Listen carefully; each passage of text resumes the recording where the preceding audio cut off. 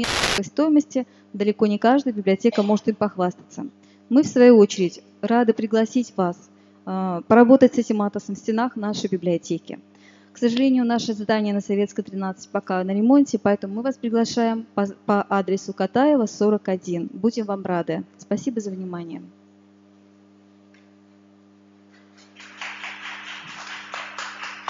А мы продолжаем, постараемся сделать это в темпе. Я еще раз хочу вас поприветствовать на нашем очень крупном мероприятии. Мы проводим его ежегодно. Я вас сразу же приглашаю на следующий год. Мероприятие называется «День Арктики». Обычно мы делаем сразу же несколько площадок и для молодежи, для взрослых людей, для путешественников, для специалистов, просто для широкой аудитории. Вот. Сегодня ключевое мероприятие, завершающее сегодняшнего дня Арктики. Для начала я бы хотела поблагодарить тех людей, которые помогли сегодня приехать, сделали возможным приезд сегодняшних наших гостей.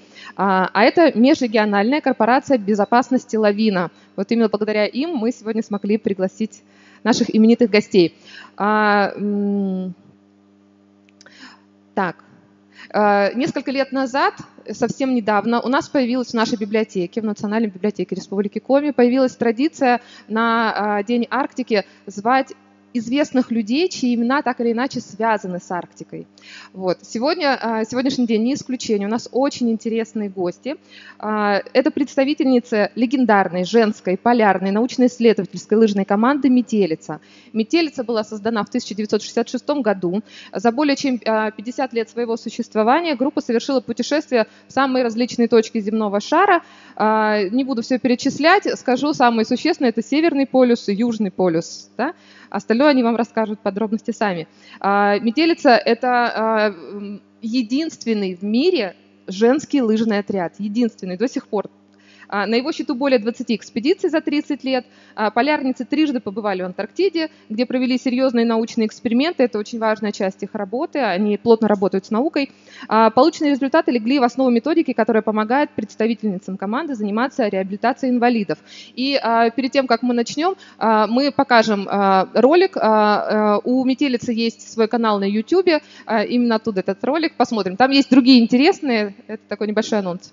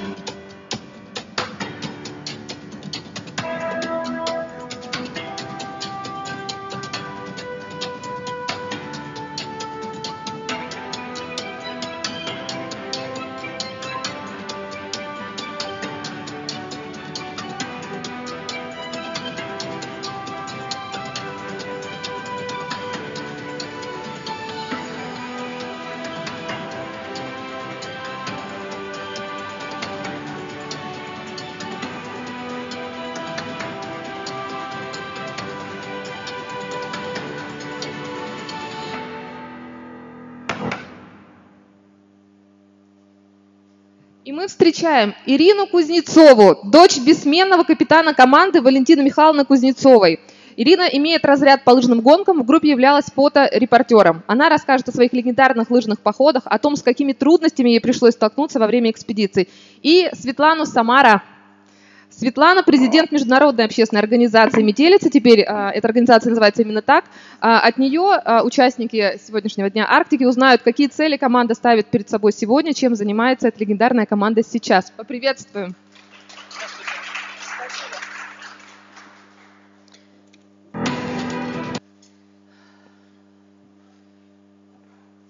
мы сегодня уже второй раз начинаем. Наверное, опять мы начнем с того же самого, потому что я вижу другие лица, новые люди. Метелица – это женская лыжная полярная команда. На сегодняшний день уже не только лыжная. Как вы видите, вот один из видов спорта, который мы сейчас активно продвигаем и адаптируем для инвалидов, это скалолазание. Поэтому, наверное, правильнее будет сказать просто спортивная команда «Метелица», научно-спортивная команда «Метелица». Команда работает, вот я сейчас только что сама увидела ошибку в ролике, не с 69-го, а с 66-го года. Команде в этом году, соответственно, 54 года. 54 года – это один и тот же состав, но пополняемый. Практически нет никого, кто там ушел-вышел. Они все так или иначе на связи и вместе с командой. Это около 100 человек, которые прошли через разные экспедиции на разных этапах. Ну, невозможно 50 лет ходить на лыжах, это совершенно точно. С 1966 года команда работает. Команда начала именно как лыжная спортивная команда. Первые 5-6 лет были сверхмарафонские лыжные пробеги.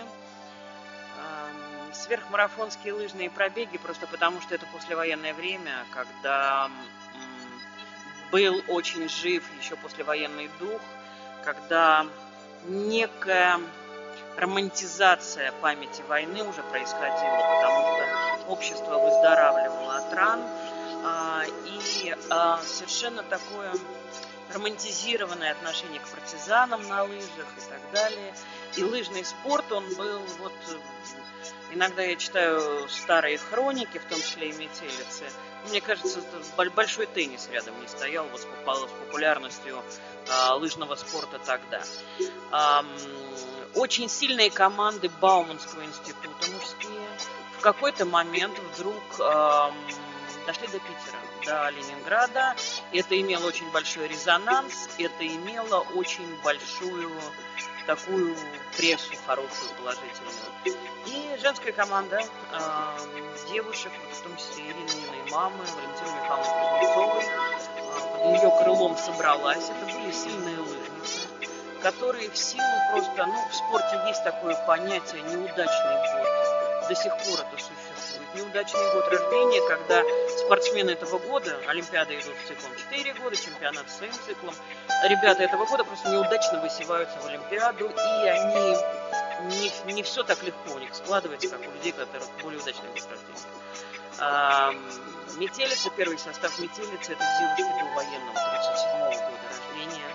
Поэтому после войны соревноваться с молодежью, которая хорошо питалась, которая не знала, что такое оккупация, что такое настоящий голод, было трудно.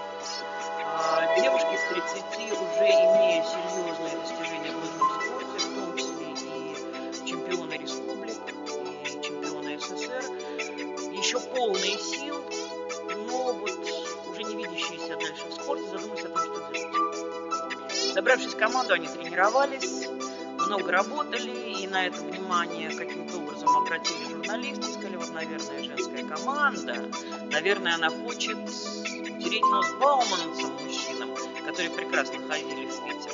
И дело в том, что это было сказано на страницах газеты.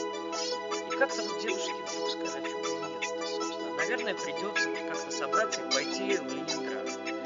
Сначала был тренировочный поход в Смоленск, 450 километров, а потом Ленинград. Ленинград, который запустил очень интересный, очень мощный этап в жизни команды и, собственно, сделал команду командой. 725 километров на лыжах за 7,5 ходовых суток. При ужасной низкой температуре за минус 30 градусов вдоль Ленинградского шоссе, которое в 1969 году, как вы понимаете, выглядело совсем не так, как сейчас.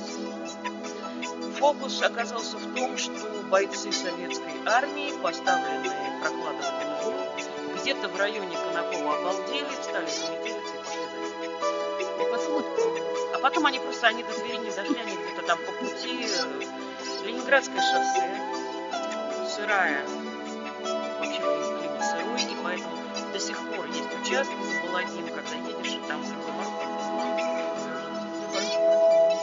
Дело не в том, что мы с вами просто вызов не был брошен этим мужчинам, и это была не их Ну, мечта. они не понимали задачу. Молодые мальчишки, бойцы срочной службы, тем не менее, вот они и психологически, всячески, они не понимали, просто, зачем они идут, и они сломали по Хотя дороге. такое веришь, а видишь очень гордимся своим и восхищаемся. Вот. В итоге девушки дошли до Ленинграда, показав очень хорошее время, и стали думать, что делать дальше после этого. И вот здесь связано с личными историями каждой из девушек, и опять же с периодом жизни. Уже очень хорошо восстанавливалась жизнь после войны. Уже все это отходило назад. Отец Валентины Михайловны Кузнецовой в свое время воевал с Финляндией. И когда они задумались идти в Финляндию, просто потому что это лыжная страна, а куда еще на лыжах-то идти, собственно, он мне говорил, что вы сошли с ума, зачем вы туда идете? Я своими глазами видел, как финны резали детей, как вы оттуда не вернетесь. Ну вот она сказала, что я иду туда, чтобы это больше никогда не повторялось. И они смогли организовать, они смогли подготовиться. За 33 дня, 33 за 33 ходовых дня они прошли 2600 километров. Москва, Санкт-Петербург, Ленинград, Хельсинки, Флюгу, Темпе, опять же, морозы были, много сложностей, морозы временами были такие, что крепления лопались, девушки утром становились на маршрут в ботиночках 37 размера, они шли до 40. Иногда в ботинках была просто она полностью. Утром некоторые сердце привыкало работать в течение дня, за ночь они успевали становиться, оставалось сложнейшее, тяжелейшее. Тем не менее, девушки дошли до финиша, и на удивление это перевернуло вообще не только Финляндию, но и Скандинавию по отношению к СССР, к России. Пришли красивые, молодые женщины, очень спортивные, которые дали бешеные совершенно показатели. А Финляндия – это страна, которая рождается молодежью. Меня свои дети говорят, что учиться ходить, они учатся потом, когда они учатся ходить. Поэтому это вот Финляндию потрясло настолько, что на сегодняшний день Финляндия изменилась в позиции.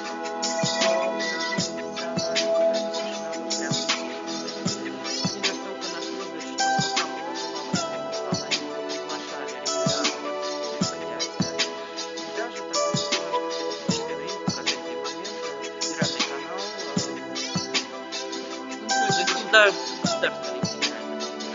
государственный канал Финляндии, Полнометражный, такой серьезный, документальный. Вот.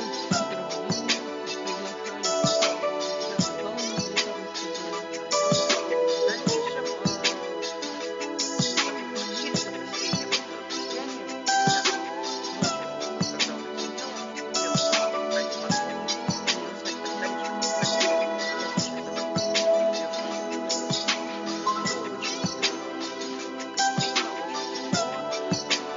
в одном из городов встречал мэр, ждем горячих финских мужчин с отрезанными в Москву. Он сказал, да, все здорово, но что-то нет мужчин, которые Давайте, чтобы ближайшие десятилетия они появятся. Как, поскольку экзамен был очень большой, президент Финляндии Михаил Васильевич специально освободил свой график.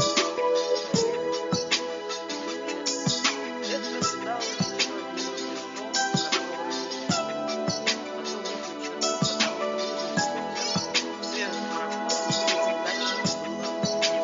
На сегодняшний день 113 километров в день, пока еще никто даже не успел. Вот этот финский переход метелицы не перекрыл ни мужчина, ни женщина.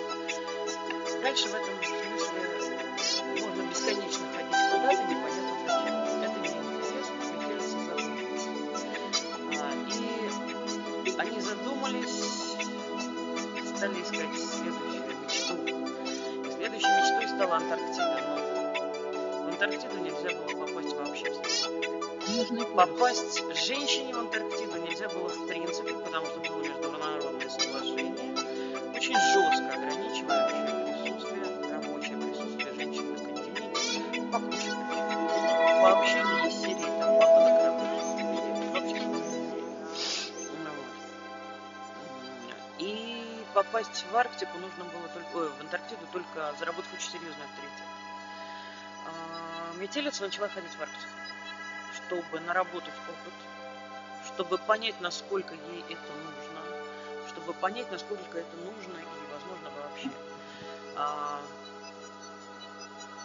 На определенном этапе к метелице присоединилась потрясающая женщина, психолог, дублер Валентины Терешковой, Ирина Баяновна Соловьева, более чем титулованный и интересный спортсмен, 16-кратная рекордсменка мира. Я не знаю, сколькикратная она чемпионка мира, там, по-моему, что-то за 30 раз. Просто в последнее время они перестали прыгать с супругом, потому что последние 2 года они были техническими чемпионами мира. То есть на стартовую площадку, кроме них в мире, в этом возрасте, Среди просто ветеранов никто не выходил. Просто никто уже не выходил, тягаться. не доживают до таких лет.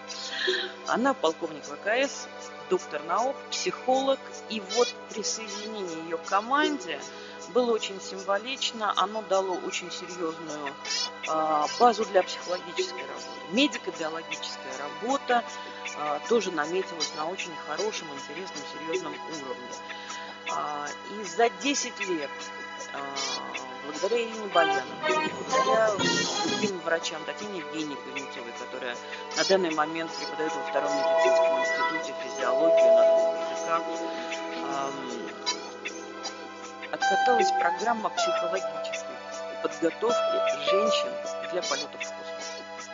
Потому что если очень серьезно закопаться в историю женщин в космосе, она не такая большая на самом деле, полет Терешковой был замечателен и прекрасен, но там были аспекты психологических срывов и прочих вещей, потому что Валентину Терешкову никто не готовил как женщину. Ее готовили как космонавту. И это привело к определенным осложнениям, и даже где-то вот в исторической там, всякой литературе, посвященной биографии Королева, есть прям вот нецензурные цитаты на тему следующих полетов женщин в космос, и когда они случатся. И, в общем, 10 лет. Он сказал, что я не видела ни одной женщины. Тем не менее, Ирина Баяновна взяла на себя такой труд вместе с метелицей сделать эти программы, и на самом деле до сих пор Ирина Баяновна является вице-президентом метелицы, она с нами. И Савицкая полетела вот на этой программе психологической подготовки. Ну, сейчас женщины, знаете, вот, мне кажется, женщин-водителей трамваев осталось меньше, чем женщин-космонавтов. Они туда на завтрак, обед и ужин летают.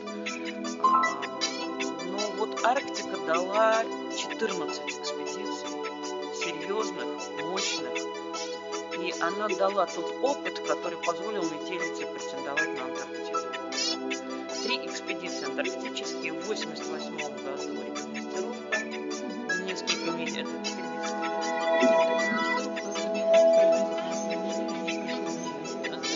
Была заброска, просто согласование тактики движения и, безусловно, снаряжение всего, с которым команда должна была выходить на маршрут.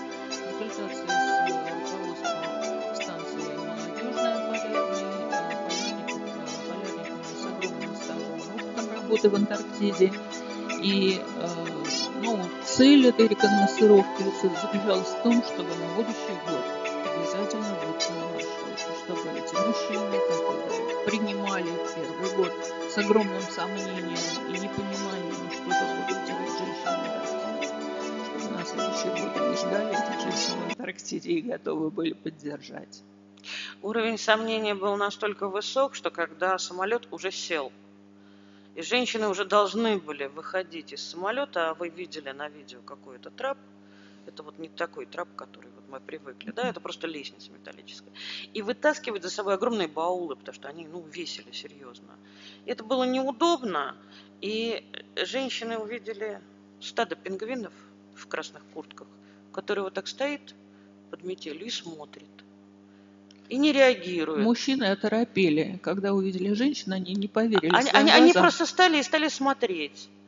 Девушки дергались, и потом что? сказала, что мужики-то тут есть, в конце Есть тут концов. мужчины, девушки прилетели. Со словами. Помогите нам. И Со сразу все словами. бросились помочь, Да, и принять словами подарок. правда бабы. Народ начал шевелиться. До такой степени, при том, что все было согласовано, все было, ну, это Антарктида, это не там, Москва или Ленинград, куда можно просто взять и прилететь, никому ничего не сказав. Это Антарктида. Вот все равно люди были, даже видя своими глазами, они были не готовы принять, что да, действительно, женщины туда пришли, и они здесь будут работать. Привыкали долго и с трудом. Главное, это руководитель станции Комсомольская с огромным опытом. Хабаров Юрий Андреевич.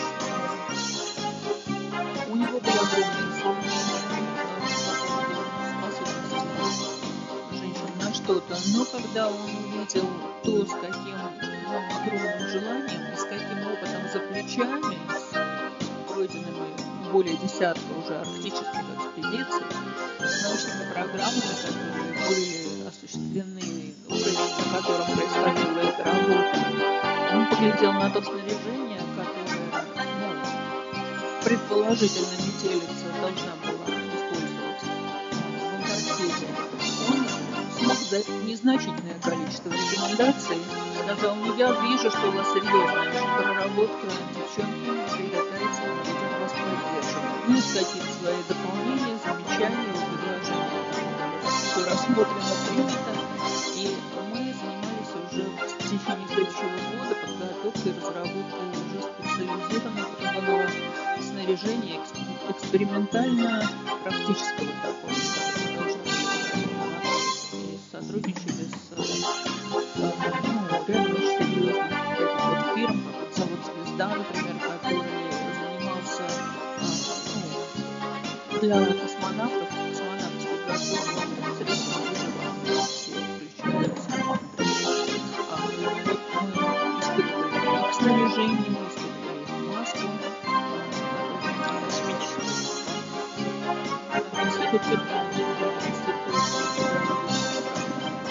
Между прочим, по поводу космического питания, прошу прощения за то, что напоминаю, последний тюбик с космическим повидлом мы выбросили года 2 назад всего, потому что на него кто-то наступил. И просто...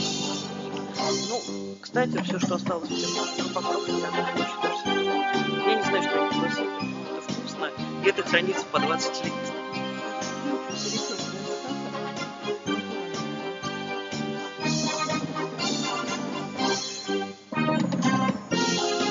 В общей сложности экспедиционная работа метелицы дала больше 40 научных работ разного уровня диссертаций по разным направлениям: экология, этнология, вирусология, эндокринология, психология. Сейчас ведется работа на этой же площадке по психологии. Сейчас наши специалисты.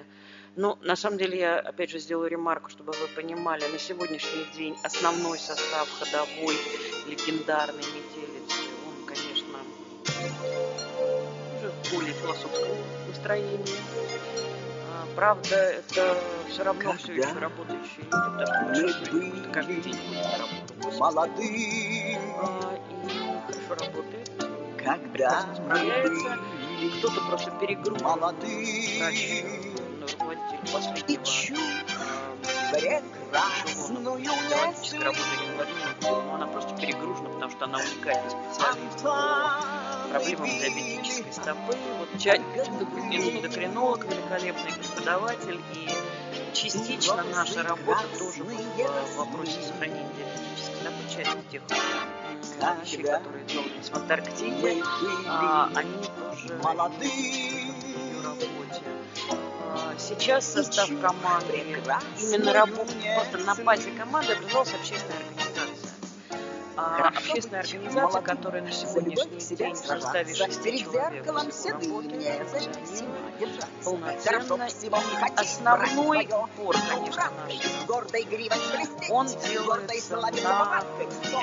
Потому что такая мощная база, но она не может просто лежать для истории, для галочки, для памяти. И наука ради науки, она, наверное, не имеет права на существование. Наука может быть только ради людей, наука может быть только ради того, чтобы служить людям. Поэтому сейчас на это основной упор. Мы увидели, что психологические программы, вот то, что делала Ирина Баянова для космоса, умение войти в режим длительной экстремальной работы, умение длительно работать в экстремальных условиях, где все время разные стресс-факторы, где все время разные проблемы, где все непросчитываемо, где тебе нужно полагаться на другого человека абсолютно без сомнения. Абсолютно. И самое главное, что часто происходит в чрезвычайных ситуациях, это посттравматическое стрессовое расстройство. Оно может быть затяжным на всю жизнь, оно орудует людям не только психоэмоциональную сферу, оно просто становится психосоматическими заболеваниями, которые убивают. Умение выйти из стрессовой работы и вернуться к нормальной жизни. Опять же ремарка, вся метелица замужем, у всех есть дети, внуки, у некоторых правнуки, то есть это не сумасшедшие люди, которые где-то в Арктике летают на метле, потому что заняться им больше нечем. Это абсолютно нормальные женщины, они варят борщи, не только палатки арктические, но и там, я не знаю, переднички для кухни. Нормально работают. То есть это абсолютно обычные нормальные женщины. Наверное, вот это вот все, что как-то мы хотели себе сказать. И мы будем рады ответить на любые ваши вопросы. Да, друзья, если есть вопросы, я с микрофоном буду подходить, потому что мы пишем наше интервью. Есть вопросы у кого-то?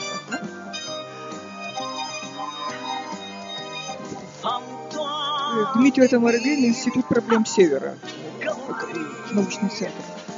Два вопроса, если можно. Может быть, я что-то пропустила. Вот ваш личный опыт, по-моему, мы Ирину видели в снежном купании, нет? Да. Вот. Это другая Ирина, это Ирина Гурьева. Ну вот тогда личный опыт участия, да? И второй вопрос. Сейчас-то ходят люди на лыжах, метелица, да? Спасибо. Ну, это ко мне, наверное, вопрос. По поводу моего личного опыта, я участник 7 арктических и антарктических экспедиций в общей сложности. У меня 5 арктических и 2 антарктические экспедиции. Одну из них я прошла полностью от Мирного до Востока, 1200 километров за 64. 1200. Не бойтесь бросить все на карту и жизнь переломить. Может, мы там плутали, но я не знаю. Женщины, нормально. Это так по прямой считается. А так что там было в деталях, я не знаю. Точно у нас ребенка не было. Не бойтесь, значит, я принимала участие тогда в антарктической экспедиции, как самый молодой. Стала я впервые по маршруту от Хальмарью до Сахары. И это было из дома выйдя в непогоду. Смотрите дух, пришпорьте плоть. А после этого было еще несколько экспедиций в Арктике, и во всех я принимала участие. Они были, как правило, весной, после уже восхода полярного, в апреле-мае месяце. Максимальная продолжительность была в пределах месяца. Иногда снимались маршруты раньше, поскольку там были проблемы с погодой, их были там. И одна из наиболее острых стрессовых факторов, один у нас был, это успеть попасть, независимо от погоды и любых обстоятельств, на последний отлетающий самолет до закрытия сезона перелетов и навигации. Потому что у всех работы, семьи, и совершенно невозможно все это сорвать. Мой личный опыт в команде был кинофотооператора. Это моя специальность. У нас были также, как и во всех, наверное, экспедициях, обязательно были руководитель, обязательно был радист, даже 2 базовые радиста и радист на маршруте. Была научно-испытательная группа, экспериментальная, были врачи-руководители научной программы, были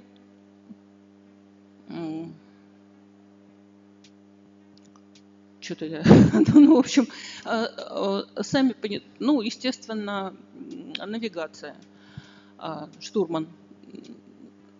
Собственно говоря, поскольку я выросла в команде «Метелица», я родилась в 61 году, и с 66 года я видела уже там с детсадовского возраста, как готовятся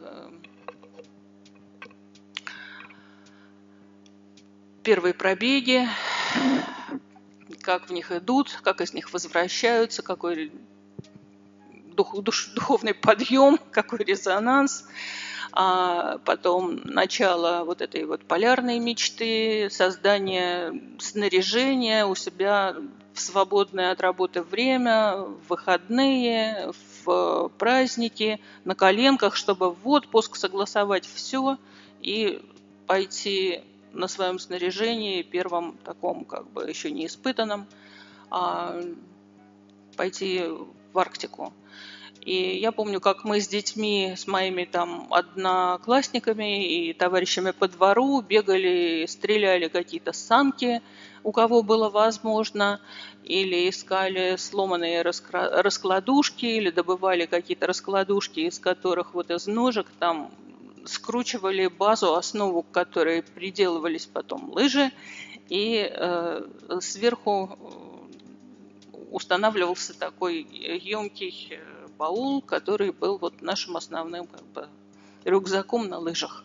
Рюкзак за спиной девушки не несли, они устроены иначе, чем мужчины, и тяжести такие вот, переносить каркаса такого нет.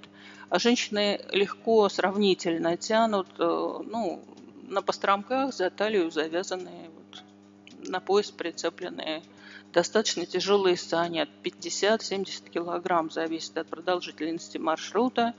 И очень, конечно, хотелось бы, чтобы было меньше торосов на пути. Старались их по возможности обходить.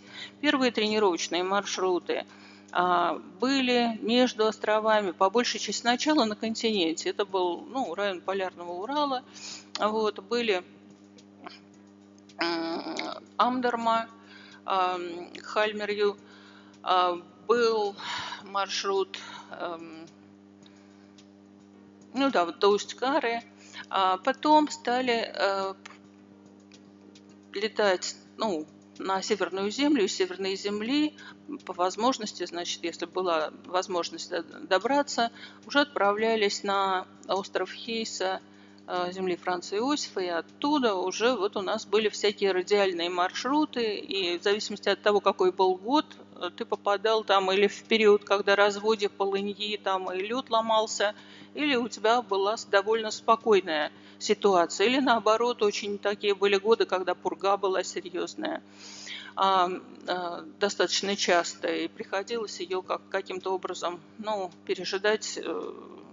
Спать там по несколько дней – это тоже своеобразное испытание, потому что, опять же, пурга вот она, сроки вылета, они вот они, и надо тут как-то успевать, и маршрут, он не укорачивается от этого, его нельзя спрямить, он между островами идет проливами. Все кадры, которые вы тут видели, снятые не о пробегах, а о полярных экспедициях, о переходах, о жизни. На Ютубе, если вы захотите зайти на команда Метелица, Кометелица, у нас там свой канал есть, много довольно и роликов, и фильмы, которые сделаны о Метелице. И хроника просто чисто, даже без монтажа, просто с музыкой такой фоновой. Там выложено очень много материала. Этот материал по большей части снят мной. Снято на камеру Красногорск, нашу ручного завода 16-миллиметровую камеру, которая имела такой ручной завод на 30 секунд. И были некоторые технические сложности. Это же все, пленка. Нужно было эту пленку беречь, там ее нужно было мотать, нужно было иметь с собой на маршруте много всяких приспособлений, чтобы справляться и с камерой, и с фото одновременно. Фотокамера в то время была у меня полулюбительская Nikon FM, которая такая была полуавтомат и один объектив 35 миллиметров. Это было очень дорого. На советские деньги стоило это полмашины, $1400, я помню. Мы в свое время за нее заплатили, собирали эти деньги так, с большим трудом, потому что все делалось на свои зарплаты, в свободное от работы время. И нам начали помогать уже научные институты после того, когда и мы смогли заказывать снаряжение. После того, когда метелица уже утвердила себя и показала такую серьезную продуктивность, работоспособность, надежность, и можно было четко ожидать результатов. Вот на самом деле именно поэтому Ирина Михайловна, как фото- и кинооператор, в Соединенных Штатах вышло такое очень крутое издание величайшие экспедиции 2000-летий прошедших, женские. Ирина Михайловна считается в мире самым экстремальным фотографом за 2000 лет. При царе Горохе, понятно. Это правда. Во всяком случае, в книге, которая посвящена всем женским... Совершенно случайно она у меня в руках оказалась. Нет, это другая книга. Мы про другую говорим? Это другая книга. Есть американская книга, называется Women of Discovery. Ее выпускал Милбри Полк, это внучка президента Полка, это целый фонд, это огромная работа, это величайшие женские экспедиции за всю историю. Путешественница, исследовательница, и она посвятила свою работу, труд такой. У нее некоммерческая организация, которая поддерживает и популяризует работу всех женщин-исследовательниц и путешественниц, независимо от того, Арктики или, не знаю, полярных или тропических широт. Кто-то спрашивал про барышню в купальнике. Ирина Михайловна сказала, что это не она, другая Ирина. Но на этой книжке, это единственная книжка, которую выпустила Метелица, правильно, да? Она вышла относительно недавно, в 2010 году. В 2011, да. Одна из авторов, это как раз мама Ирины Михайловны, бессменный капитан команды Валентина Кузнецова. В нашей библиотеке теперь эта книга есть. И даже, я по секрету скажу, 2 книжки еще есть, которые можно приобрести в фойе. Здесь как раз Ирина Михайловна Кузнецова. Да, так получилось. Друзья, мы ограничены немножко по времени. Если есть вопросы, давайте... Да, давайте в микрофон, пожалуйста. Вопрос. Художественный фильм будет про вас? Вы знаете, Сейчас мы все скинемся, и будет. Да, вы знаете, Таня шутит, но на самом деле в каждой шутке доля шутки, остальное правда. Я тоже не шучу. Написан синопсис, то есть заготовка сценария. И даже у нас были желающие получить эту замечательную роль, но не было желающих профинансировать такой фильм. Но мы эту идею не оставляем. Я надеюсь, что у нас однажды это получится, потому что история Валентины Михайловны, покруче многих женских историй, и это очень-очень интересно. Она прошла войну, она вместе с семьей ее расстреливали, и много всего было в ее жизни. Она очень яркий, очень интересный человек. Это, кстати, очень интересная книга. В библиотеке, если у вас будет возможность, все-таки вы ее возьмите, там она достойна того. Это наши дневники. Дневниковые записи, да. Это публикации всех ведущих изданий, которые как-то отслеживали в то время то, что происходило. Была информация в прессе такая. Это тексты от Валентины Михайловны Кузнецовой, мамы моей, и от Ирины Баяновны Соловьевой, психолога, о котором Светлана сейчас рассказывала, космонавтке нашей. Это, знаете, помните, как в анекдоте про Брежнева, да? Вы мою «Малую землю» читал, интересно, может и мне почитать. Мы готовили ее, и, соответственно, я ее не читала, пока мы готовили. потому что все время уходила на перекладывание бумаг, на сканирование документов, на подготовку, на то. И когда уже книга вышла, прошло какое-то время, я ее прочитала, и оказалось, что она интересная. Там есть целая глава, посвященная в детали научным исследованиям, не совсем детально, но в популярной форме, там очень четко и ясно. Очень у нас интересный, конкретный и короткий вопрос. Да. Девочки, там какая температура? Вы обтираетесь снегом? Минус 55 Это было душ. в тот момент. Это у них душ. Нет, мужчины, которые там живут и работают в течение года, Они так и моются. они привыкают к этому. У них, конечно, есть баня, у них есть альтернативы и нет такой острой необходимости. У нас просто была необходимость. Если вы 64 дня ходовых там на маршруте, и чтобы не замерзнуть, вы идете в темпе, когда вам тепло, и вы потеете. Но 64 дня женщинам потеть и при этом не принимать душ, надо обтираться снегом. Скажите, пожалуйста, еще, Родина как-то отметила ваши заслуги в развитии спорта, испытания как на прочность человеческого тела, как говорится? Были ли награды? Вот мы видели газетную публикацию, подписанную Горбачевым. Спасибо, любимая метелица. Было ли что-то еще, кроме газетных публикаций? Замечательных публикаций правительственных телеграмм много было, они есть. Вся метелица отмечена знаком «Почетный полярник», и все. Нам... Нет, дело в том, что звание мастер спорта – это своеобразная история. Каждый мастер спорта в своем виде. Ирина Баянна – мастер спорта парашютного спорта. Валентина Михайловна – мастер спорта по лыжным гонкам. Они уже мастерами вошли в команду, правильно? Да. Как ни странно, даже я мастер спорта. Экспедиционная деятельность – это работа полярной испытательной такой команды на маршруте. Это не спорт. Да, мы до этого все были в профессиональном спорте. Есть еще интересные вопросы. Вот бегу. Студенты, видимо, по очереди. В любой экспедиции бывает какой-то форс-мажор. Обморожение, провалился в полынью, медведи. У вас что-то было? И у меня главный вопрос, как вы избегали обморожения или вы их не избегали? Как вы спасались от этого?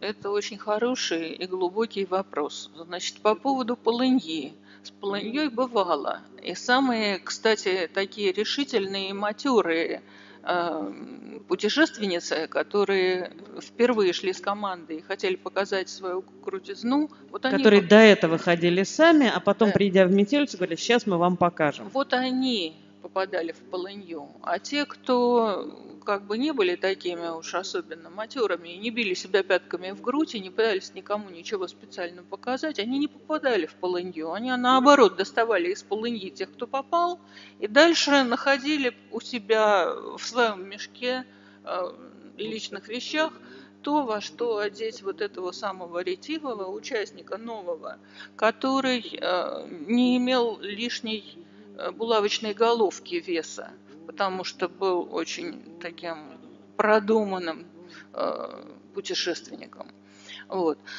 Были такие моменты. Медведи многократно. Разные ситуации с медведями были. Рассказать, пару-тройку я расскажу сейчас. А еще один, что вы сказали, стрессовый? Обморожение. Значит, обморожение, это очень важный, крайний вопрос. Значит, были бы у нас обморожения, нас предупредили, если будут хоть какие-то потравы вашему здоровью, то считайте, что это ваша последняя экспедиция. Вас не будут выпускать на маршрут, поддерживать, никому не нужна ответственность за то, что женщины покалечились и что они такие, недостаточно умные. А у нас была такая тактика движения по слабейшему в команде. У мужчин часто это бывает так, что все сильны, и каждый встал и там потянул со скоростью, остальные стараются там догонять. И бывает, что группа сильно растягивается и морозятся, потому что спешат. Далеко, намного дальше, они не уходят. Да? Но получается большая стрессовая ситуация, большие нагрузки и обморожение. Почему? Потому что нету времени остановиться, и пока еще чувствует кожа, где в каком месте становится очень холодно, как правило, это лицо, поправить маску и сделать все, ну, как бы, чтобы предотвратить вот это обморожение. Если ты плюнешь, не обратишь на это внимания и продолжишь сжать на 5-й скорости, вот в этом случае кожа теряет чувствительность, и потом уже, ну, как бы уже и наступает это обморожение. Обморожения случаются, если люди, ну, находятся в состоянии неподвижности. Но мы себе этого позволить не могли. Мы могли только активно очень двигаться, потом ставить лагерь, потом в этом лагере там делать все, что необходимо перед отходом ко сну. И заполнив наши дневники, там сделав психологические тесты, задания выполнив, ну, час где-то лежа в мешках, как правило, засыпали. Засыпали после еды, угревшись. Утром вставали, и опять очень быстро в темпе вальса надо было собирать лагерь и двигаться. Некогда было мерзнуть. Режим движения, как правило, был такой: 50-40 минут, в зависимости от сложности рельефа, от того, какой сложный был переход, это движение, и 5 минут на то, чтобы, ну, как-то оправиться, кому чего, перекусить, если нужно, поправить снаряжение, поправить маски. Но если у кого-то был какой-то сбой, там сбилась маска, что-то свистел, там всей группе, группа приостанавливалась и ждали, чтобы ни в коем случае не случилось обморожение, о которых вы говорите. Вот именно ориентация на каждого, глубокое внимание без критики к каждому участнику экспедиции. Вот это вот основа того, чтобы спокойно, без стрессов и вследствие этого радостно пройти вот этот вот путь. А с медведями, вот медведи видели, ну, я не знаю, я видела медведя, вот, который шел за мной на пути, вот прямо по пути нашего следования. Я снимала, была последняя, за мной слышу хрум-хрум-хрум-хрум. Никого вроде нету, а шаги. Я поворачиваюсь и вижу вот на расстоянии вот это я, а вот это вот медведь, вот где вот этот Дом дружбы народов, да, стенд. Значит, он спокойно, в том же режиме, в том же темпе, не ускоряясь, не догоняя, не отставая, спокойно идет так, типа изучает, что там впереди. А с нами собака Морда была в это время.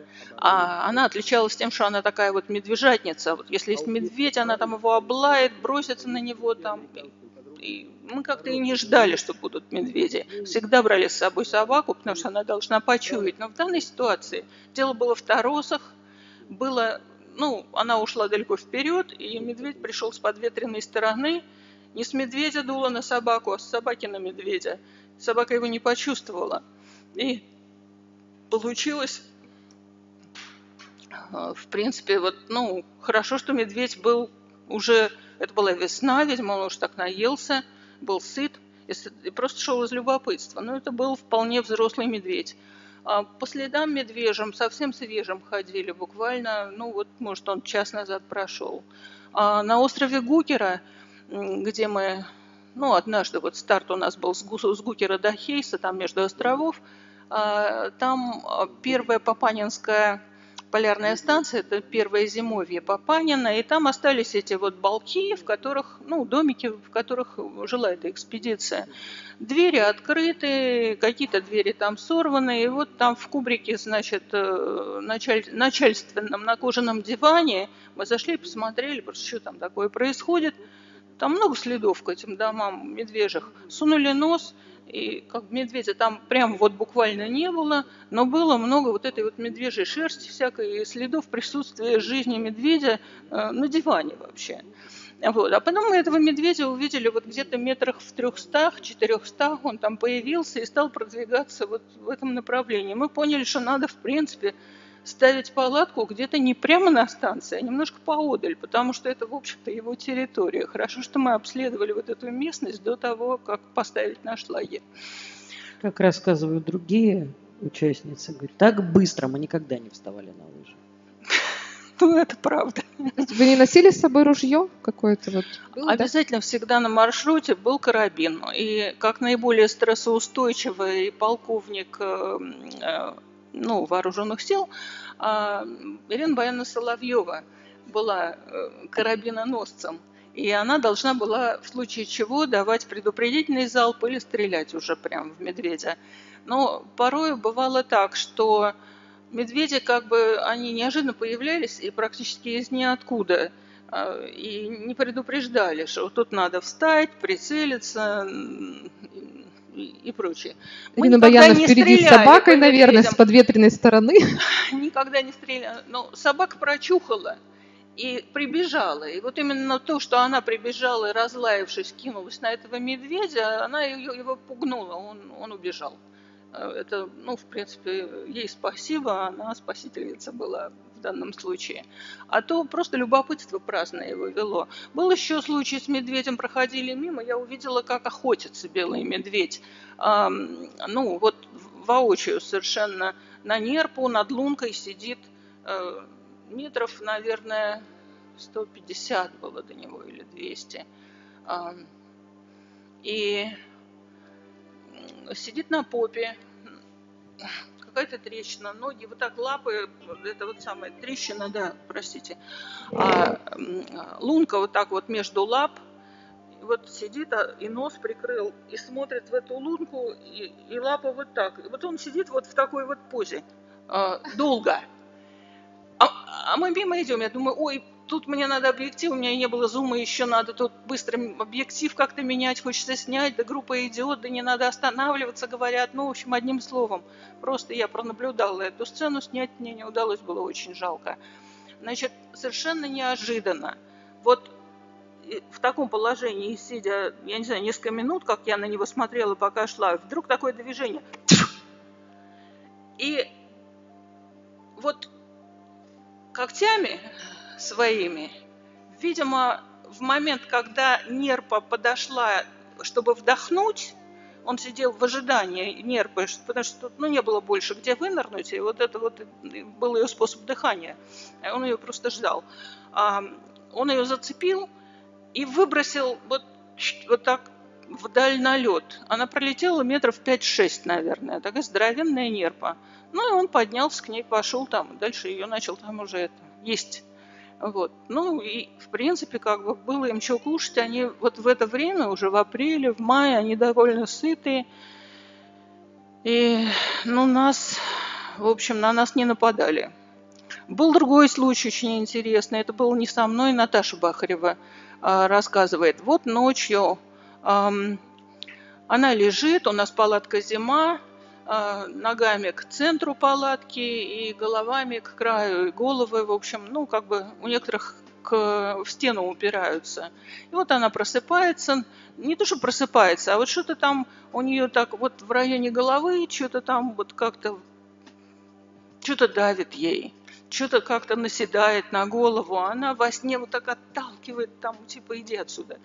Думает, может, собака привалилась там к палатке с той стороны. И потом, значит, с утра вышли на улицу, поглядели, и вот тут вот медвежьи следы, и Лёшка медведя вот здесь вот была. Видимо.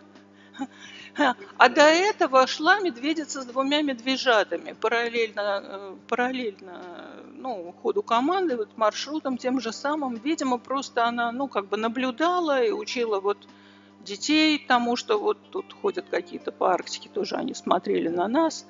Вот это люди, они невкусные, их есть нельзя. Да, но в этот раз не было собаки. После вкусные, этого случая на каждую экспедицию уже договаривались заранее, брали собаку с полярных станций, именно самую такую охотницу, самую медвежатницу, которая обязательно будет лаять. И не подпустит медведя так близко. Вот. Были другие случаи, там, допустим, обрушение языков этих самых снежных, там, наносов, типа лавины такой, там, падает, когда ты идешь там под этим языком рядом со стеной, и, нет другого прохода, иначе очень плотные торосы с другой стороны. Вот так вот нас присыпало вот постолько, да, за головой не присыпало, надо было откапываться. Еще вопросы? Да? Ага, я помню, иду. Здравствуйте. Хотелось бы подробнее узнать, если это можно, о связи ваших экспедиций и, получается, разработки реабилитации для людей с инвалидностью. Ну, это Света, наверное, потому что она занимается сейчас вот этими вопросами, ну, напрямую. Ну, вы знаете, здесь есть. Здесь, наверное, не связь, не о связи. Вся современная работа, которая ведется, на сегодняшний день у нас два основных направления. Это текущая работа. У нас есть свое небольшое помещение в Москве, где стоит скалодром, где стоит спортивный зал, который подобран нами под наши задачи, где идут текущие тренировки для детей с ДЦП. И занятия психологов, занятия специалистов, которых мы привлекаем, дефектологов, тейпиаторов, психологов, кого еще там, неврологов. Это дети с ДЦП и люди с ампутациями. Проблемы опорно-двигательного аппарата. Это все выросло из той истории, что психологическая программа, о которой я говорила, которая наработана Ириной Баянной Соловьевой и Наташей Крыловой, да? Да. Она настолько классно адаптируется к жизни инвалида, потому что, по сути, я уже говорила, и, наверное, я немножко могу притормозить, потому что мы второй день общаемся с людьми, и многие вещи я повторяю. Но, по-моему, я уже это говорила сегодня. Жизнь инвалида очень похожа на автономную экспедицию. Человек закрыт. И вот сейчас молодые, красивые, сильные, путешествующие очень сильно удивятся.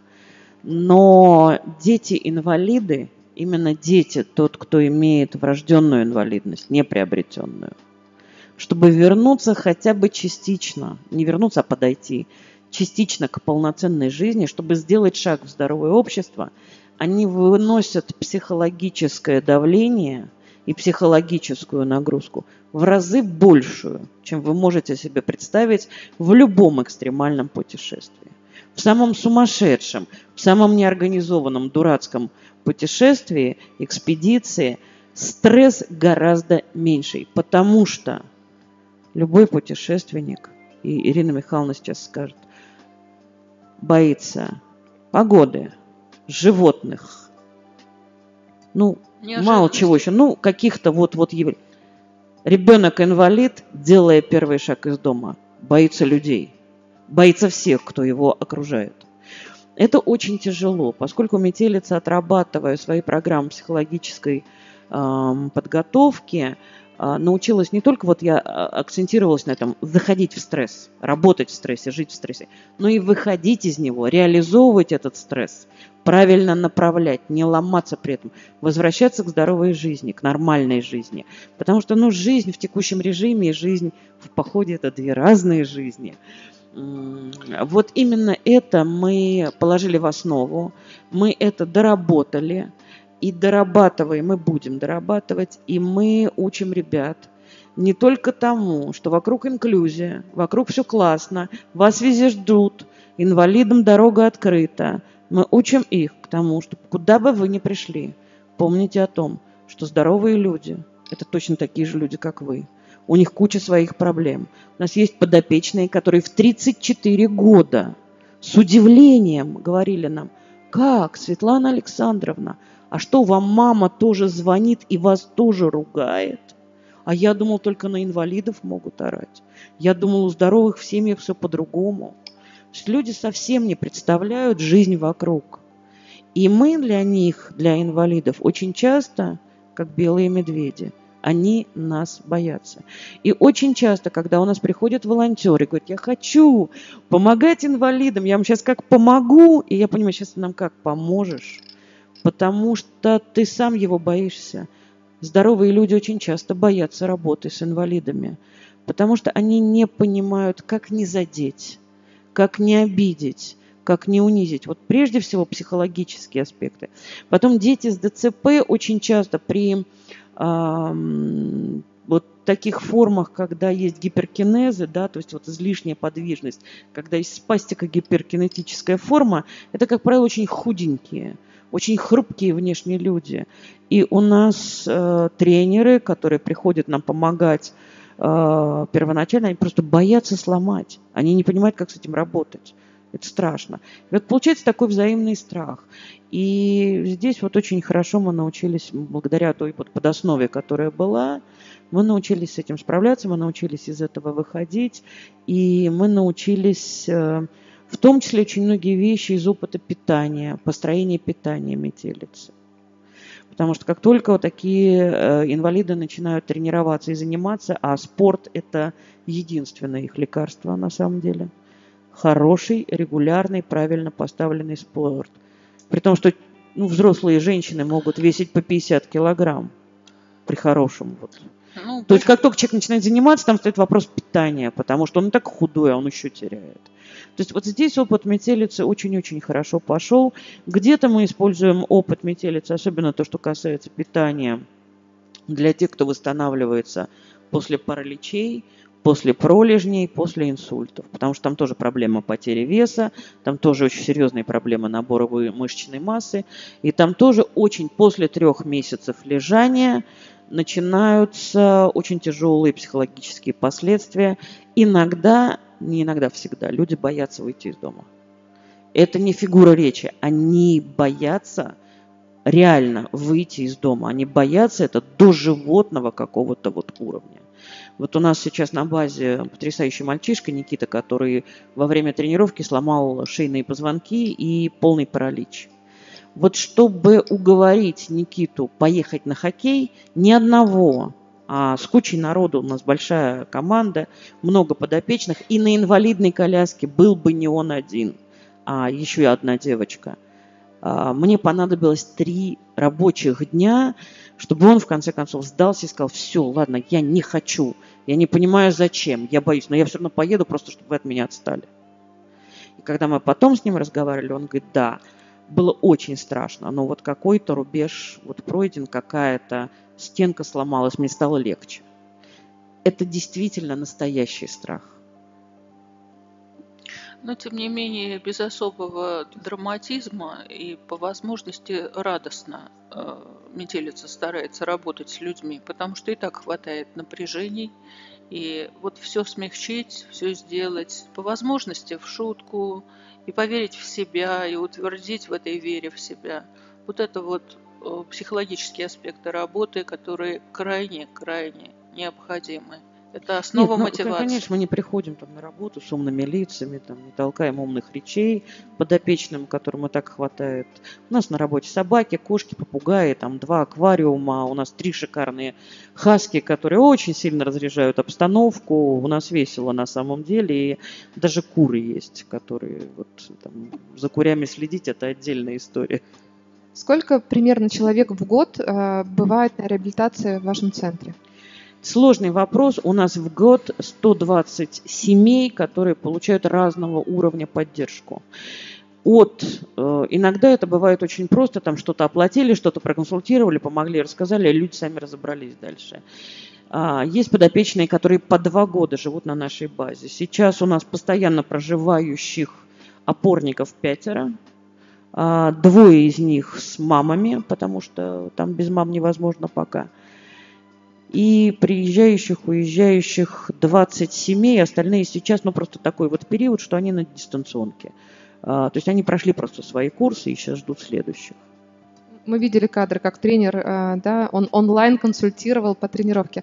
У нас сейчас есть подопечный в Липецкой области, к сожалению, молодой человек, 32 года всего, летом они просто ныряли и просто сломали шею, и что-то как-то местная медицина решила, что пожил и хватит. То есть ваши подопечные – это не обязательно дети, не обязательно подростки, это, в принципе, возраст тех людей, кому вы помогаете, он не ограничен. Понимаете, дело в том, что мы увидели абсолютную узкопрофильность современных благотворительных фондов. Онкология, причем не все формы онкологии, эпилепсия. Причем, если эпилепсия осложнена чем-то, то фонд по уставу уже не может помогать этим людям. Сейчас Министерство юстиции, оно очень жестко подстригла всем уставы и вот узкопрофиль. Ну, сейчас вообще время узкопрофильности. Я боюсь, что скоро вот оториноларинголог, специалист по левому уху, не будет понимать, как вымыть пробку из правого уха. Мы к этому прям вот сейчас подойдем скоро. И в благотворительности, к сожалению, такая же история. И у Метелицы очень давно разработанный устав, потому что мы очень давно юрлицо. Мы, наверное, самое старое НКО в России, мне кажется. Ну, может быть, фонд имени Ленина, детский. Вот, но мы забыли, вот там, то ли они в 83-м году образовались, а мы в 84-м, то ли наоборот. Ну, в общем, короче, мы древние. И Министерство юстиции не может заставить нас поменять устав. Мы можем это сделать только сами, если заявку подаем. Мы не подаем, потому что в нашем уставе есть 2 пункт, где написано благотворительность и иные акты милосердия. И вот что является, а что не является актом милосердия, вот нам никто не может диктовать. Поэтому мы занимаемся людьми, от которых отказались все, независимо от диагноза, независимо от возраста и от места проживания. У нас сейчас подопечные из Архангельской области, Перми, Краснодара, из Тверской области очень много вот людей, вот просто отвратительные отношения, медицина ужасная просто, из Смоленска, много из Липецка. Дальше не соображу, не вспомню. Ну, из Москвы и из Подмосковья, конечно, тоже очень много. А сколько человек делает эту большую работу? Вот 120 семей в год, это много, да? Сколько-то постоянно живет? То есть штат у вас? 6 человек. Всего. 6 человек, 3 из них инвалиды. Вот так. Вот про положительную статистику спрашивают. Нам рассказывали на предыдущем мероприятии про счастливые случаи, когда, может быть, Светлана Александровна повторит.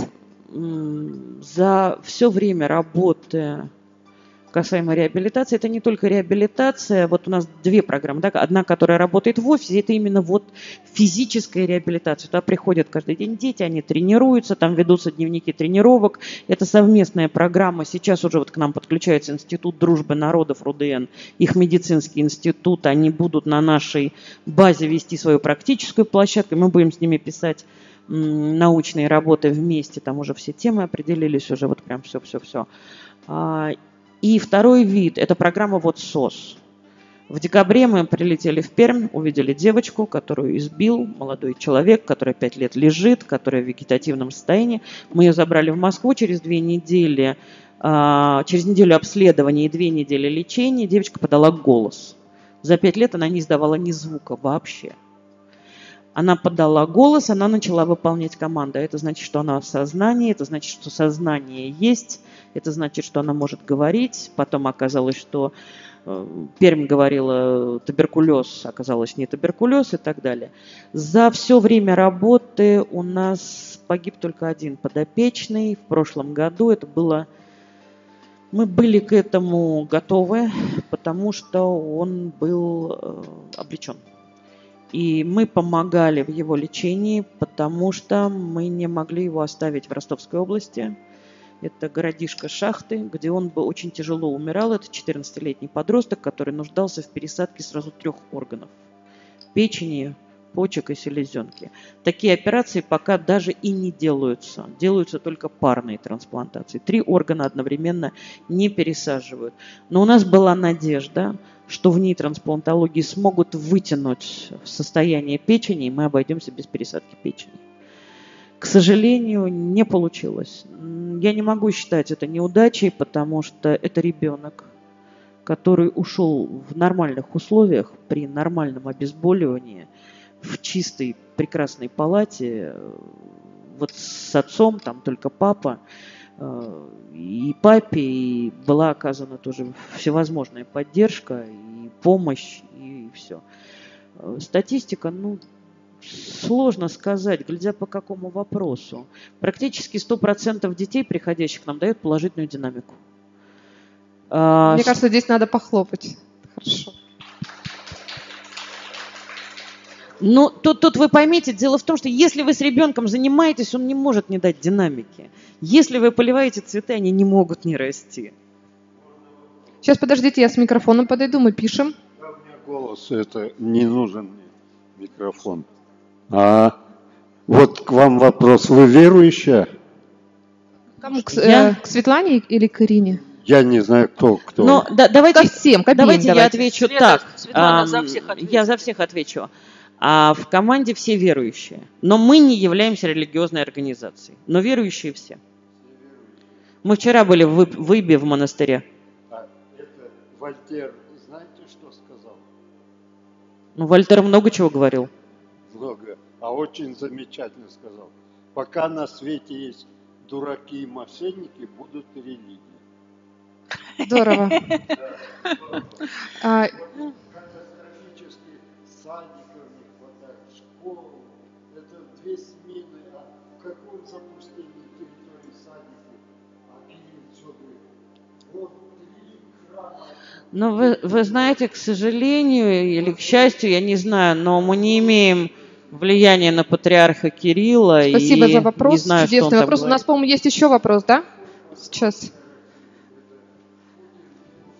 Так, давайте по существу вопросы. Вы знаете, мы не имеем влияния на наших политиков и на духовных лидеров. Километров Москва, Клин. А скажите, пожалуйста, вот в экспедициях вы пересекались каким-то образом с иностранными экспедициями, там мужскими, женскими или неважно какими, или, например, с коренными кочующими народами?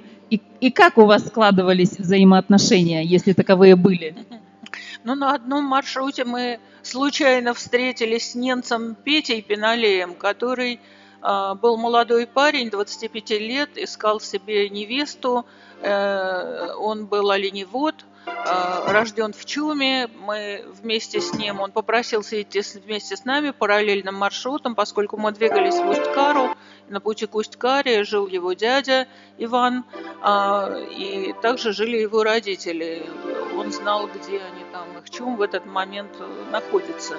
И он предложил нам, что вот ему очень интересно, и он хочет с женщинами впервые в жизни вот такая Сразу история столько пройти. невест. Да. Вот у него, он говорит, это для меня, говорит, такой шанс. Я буду до конца жизни, говорит, рассказывать, как вот я иду с вами по тундре, вот светлый Чум, это палатка наша, значит, она такая светлая, прозрачная, а он-то под нартами обычно спал, если, ну, на оленях шкурах, малицы, накроется шкурами, и все прекрасно. Это такой обычный способ ночевки. А светлый Чум, 8 баб и все мои. Вот такой поговор, такая присказка. Надо было ему собрать 50, что ли, оленей для того, чтобы отдать типа, я не знаю, выкуп за невесту. И вот он все никак не мог справиться с этой задачей, потому что олени, они же не гуртуются там. Он заснет, они уйдут куда-то в тундру покушать подальше. И у него проблемы были их как бы собрать. Ну, мы с ним вместе шли несколько, ну, недели полторы, наверное. Ну, практически рядом, вместе. И вот в этом, в нашей книге там есть дневниковые записи, в том числе и мои, о том, как вот это вот все там у нас происходило. Много смешных и интересных историй, ну, было с этим связано. Была экспедиция с американскими и японской участницей в 90-м году, в мае, подготовительная перед планируемой экспедицией к Южному полюсу. Мы планировали идти от станции Восток геомагнитного полюса до станции Амундсен-Скотт, американской, это Южный географический полюс, расстояние где-то 1200 километров, грубо говоря, вот, для того, чтобы замкнуть наш уже маршрут к Южному полюсу, второй этап. Но планы экспедиции рухнули, поскольку рухнула наша страна в 91 году, у нас произошли серьезные изменения социальные, вы сами знаете, что было. И в один прекрасный день стало понятно, что у нас нету больше научно-исследовательских институтов, они сами не понимают, как они завтра будут жить, как они будут финансироваться, кому нужно то, что они делают, потому что нету той страны, которая давала им эти задания, и нету механизма функционирования. И вы, как сами знаете, все очень здорово перестроилось за 90-е годы, и в длительное время наша наука была в таком загоне. В 90-м году вот мы работали вместе в экспедиции с американскими такими профессиональными путешественницами, а также японцы свою участницу выбирали путем такого серьезного национального конкурса на лучшую, наиболее достойную девушку, которая должна была выиграть марафон, на выносливость конкурсы. И в то же самое время она должна была быть журналисткой, пишущей и способной снимать, чтобы полную яркую картину того, что происходит в экспедициях, создать. И вот перед своей нацией, Японией, она должна была быть как бы звездой номер один, которая вот в составе дикой женской команды, такая вся цивилизованная, покажет, как вот это было все. Вот. Она с нами сходила в одну экспедицию по земле Франца Иосифа, была на сборах подготовительных тоже на Кавказе, на период акклиматизации, адаптации у нас там был сбор.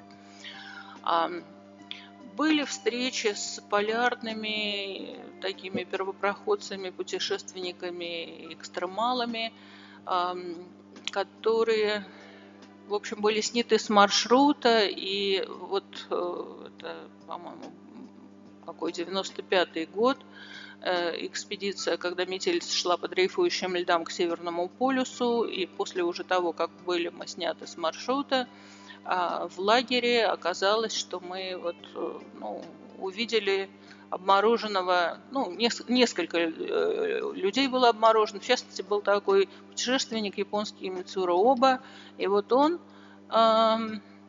практически должен был лишиться конечности. У него было обморожение какой-то, я не знаю, какой. Наши двое врачей, Татьяна Кузнецова и Ольга Федоткина, в течение 2 суток занимались интенсивно его лечением.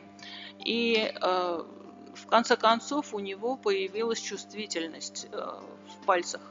И стало ясно, что если возвращается чувствительность, значит, все-таки живые руки, пальцы на ногах, и можно избежать ампутации.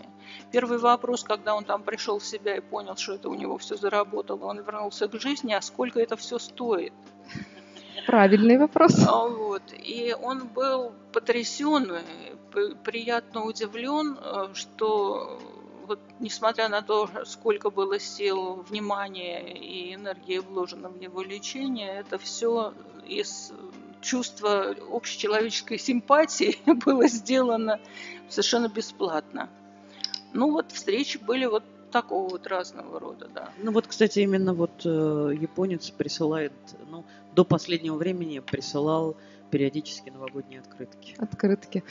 Друзья, есть еще последний завершающий вопрос, самый красивый.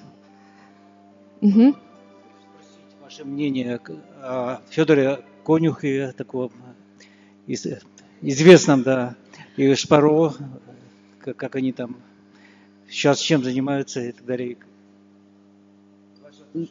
Давайте мы про отношения. Это сложно.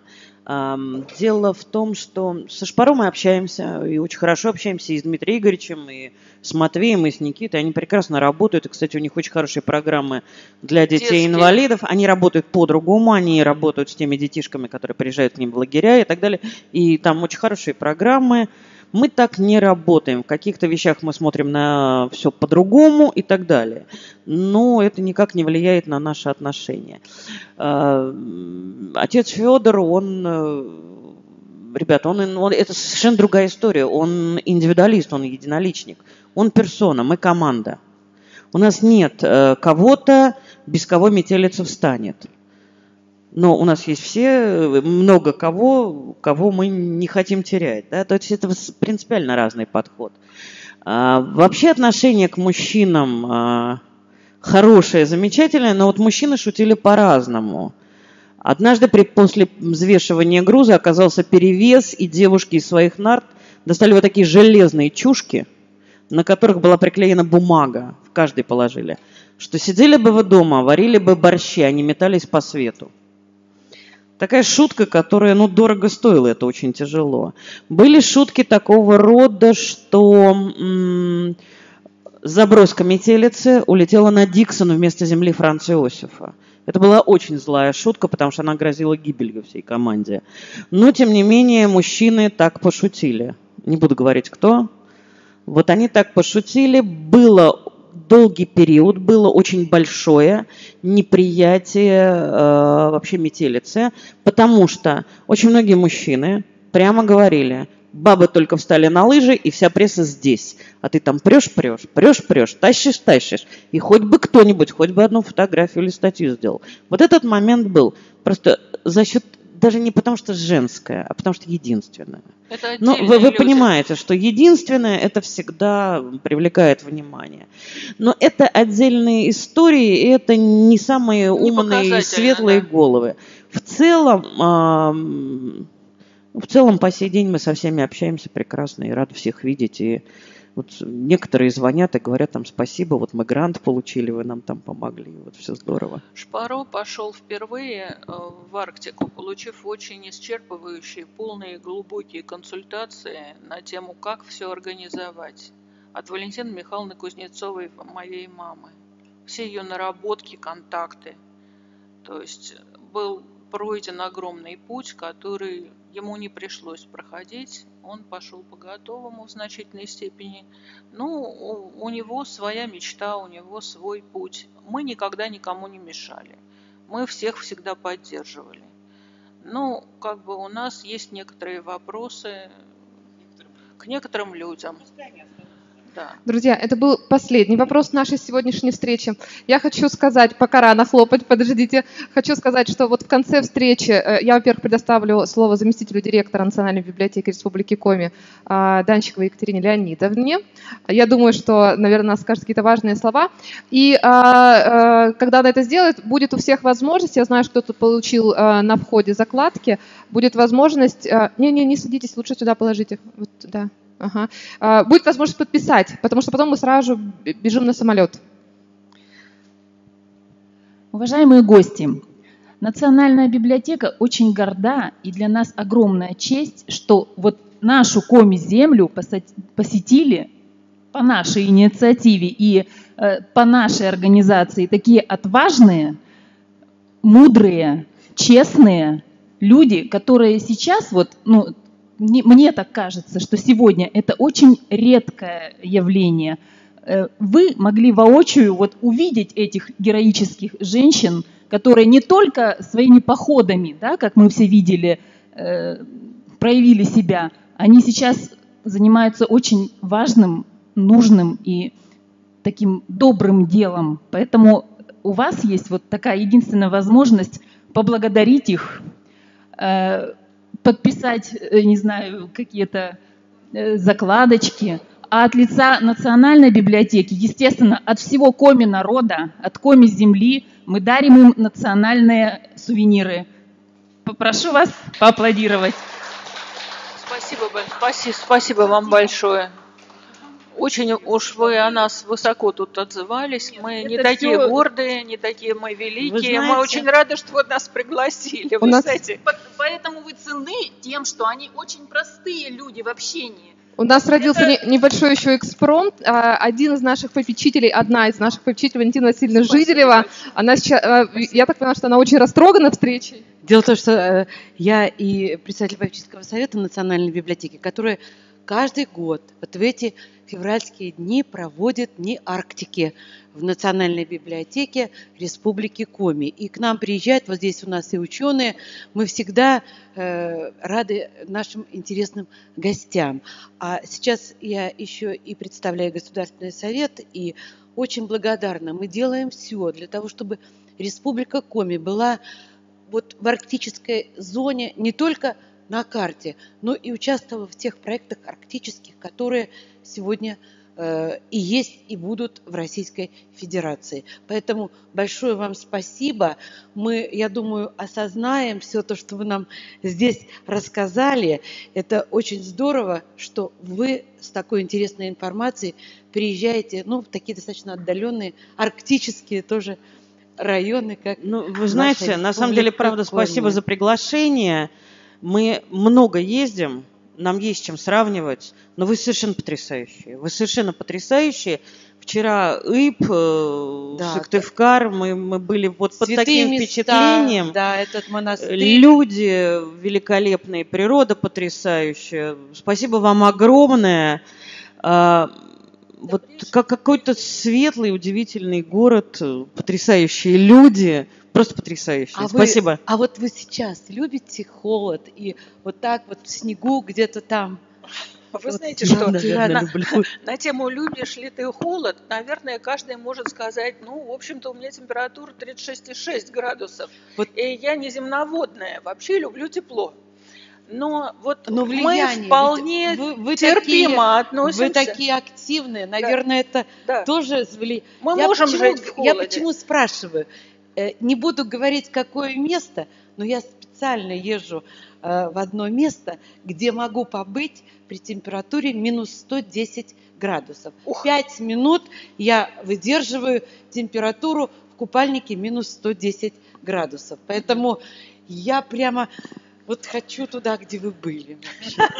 Возьмите меня в следующий раз, если Вы знаете, я просто хочу сказать, что когда я регулярно обтираюсь снегом в Антарктиде, вернулась в Москву, и в марте месяце уже начал таять снег, но я вот тут бегаю, тренируюсь по лесу, и вот как бы пробежав, думаю, надо бы и снежком обтереться, потому что вспотела, вспомню-ка я это былое. И стала я обтираться этим московским снежком. И вообще никакого впечатления, это он кажется просто, это теплый. Это снег теплый, да, вот такое чувство. Я вас приглашаю еще раз приехать в Сыктывкар. Раз вы сейчас улетаете, и мы не можем проехать до нашей дачи, вот здесь тоже настоящий снег. Я думаю, такой же замечательный, как в Антарктиде или как в Арктике. Спасибо. Спасибо большое. Так счастливы вашему снегу. В Москве в этом году нам совсем не свезло. У нас зеленая трава. Спасибо. У нас серая трава. Автограф-сессия.